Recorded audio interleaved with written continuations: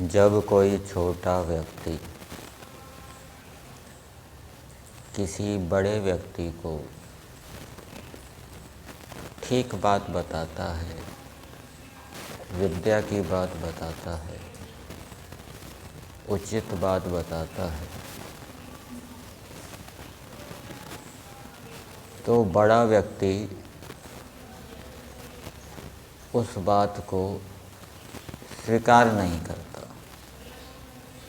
व्यवहार के अंदर नहीं लाता।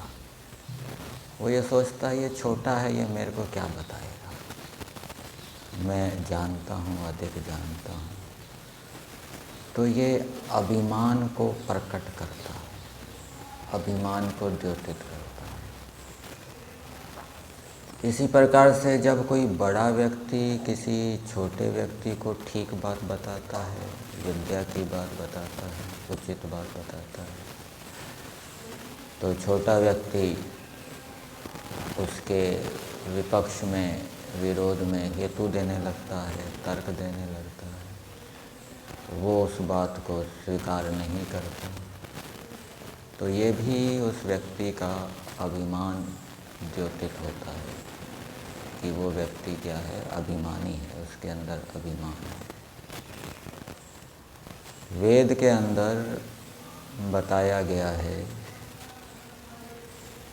कि जो संतान होती हैं वो माता पिता को मार्गदर्शन करते रहें। माता पिता भी अज्ञानता के कारण, अल्पज्ञता के कारण कोई दोष, कोई त्रुटि कर सकते हैं। तो माता पिता को उन संतानों की उचित बात को, विद्या की बात को स्वीकार करना चाहिए।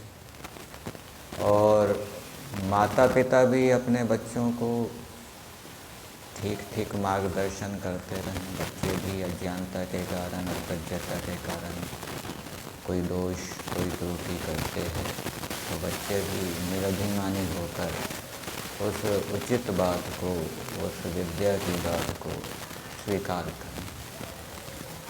तो जो व्यक्ति अभिमानी होता है, अभिमानी होने के कारण कोई उसको कोई दोष बताता है, उसकी कोई त्रुटि बताता है, वो उस दोष को स्वीकार नहीं करता, त्रुटि को स्वीकार नहीं करता, दोष को दूर नहीं करता, त्रुटि को ठीक नहीं करता, तो वो एक प्रकार से जो दोष गुण से संबंधी विद्या है अथवा सत्य विद्या है, उसका वो नाश करने वाला होता है।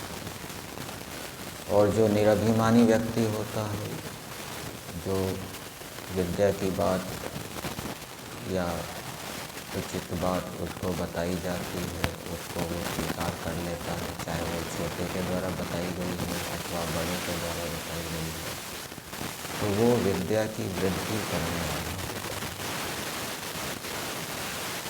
परमेश्वर का मनुष्यों के लिए आदेश है कि हे मनुष्यों, तुम विद्या की वृद्धि करो, विद्या का नाश ना करो। आर्य समाज के नियम में भी दिया है। क्या नियम है?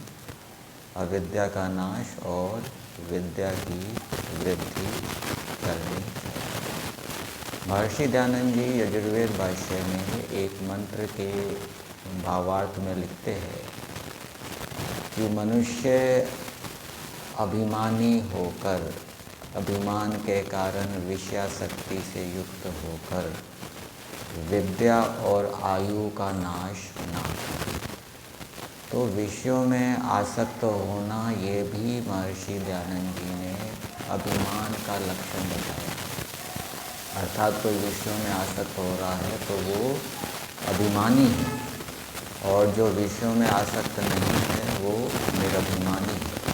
तो विषयों में आसक्त होकर विद्या और आयु का नाश न करें। विषयों में आसक्ति होगी तो उससे शरीर के अंदर रोग उत्पन्न होंगे और उससे विद्या भी नष्ट होगी, आत्मा की विद्या भी नष्ट होगी। तो इस प्रकार से कहाँ कहाँ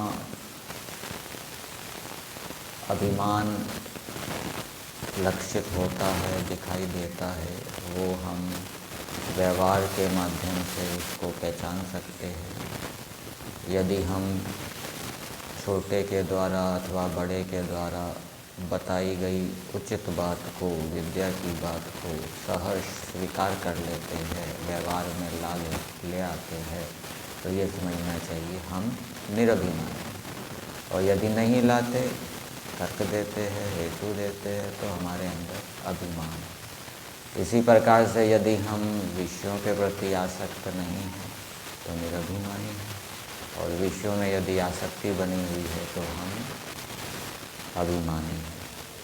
तो ईश्वर चाहता है कि मनुष्य क्या है, निरभिमानी होकर अपने जीवन को सुखी बनाए।